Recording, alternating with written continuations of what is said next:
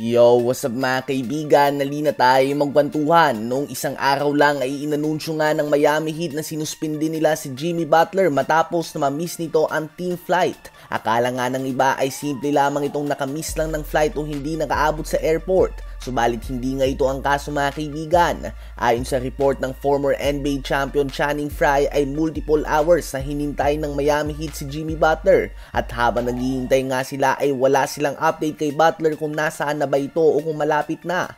At matapos ang ilang oras ng paghihintay ay nagbigay ng mensahe na lilipad na lamang siya na mag-isa ayon kay Butler. At sa landing spot na lang nga daw sila magkita-kita. At dito ay tinawagan na siyang Miami Heat at sinabihan na wag nang umalis sa bahay niya dahil suspended na siya sa next 2 games.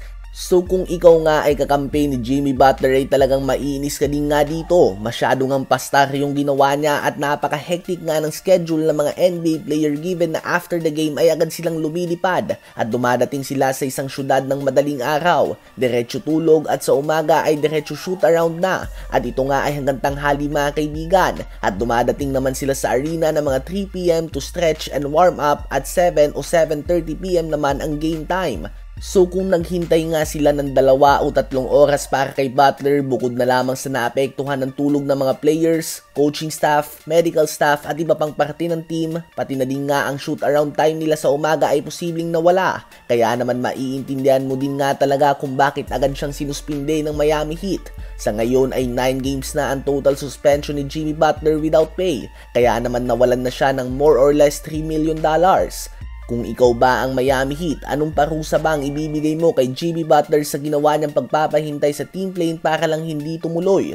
Ngayon ay tumungo naman tayo kay Norman Powell. Pinagtawanan nga siya ng madami sa comment niya noon na ang pagkakawala nga daw ni Paul George sa team ng Los Angeles Clippers ay addition by subtraction. Ibig sabihin ay magdadagdag sila sa pamamagitan ng pagbawas. At sa pag-alis nga ni Paul George ay umangat ang performance si Norman Powell. Nakabuelo nga ito at nabigyan ng pagkakataon na maging ang main scoring option ng opensa dahil injured din nga si Kawhi Leonard noon. From averaging 13.9 points per game last season, ngayon nga ay nagtatala na siya ng 23.7 points, 3.4 rebounds, and 2.2 assists per game on 49% shooting sa field.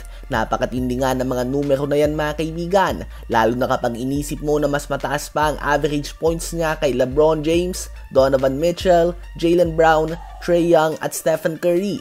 Mga players na all-star at expected na maging all-star ngayong season. Pasok din nga mga kaibigan ng Clippers sa top 6 ng napakatindi ng Western Conference. Hindi lang nga siya gaano napapansin mga kaibigan, subalit sa palagay ko si Norman Powell ay isang player na deserving ng recognition lalo na para sa Most Improved Player of the Year award dahil plus 10 points nga ang inangat niya ngayong season. Ano ba masasabi nyo tungkol dito?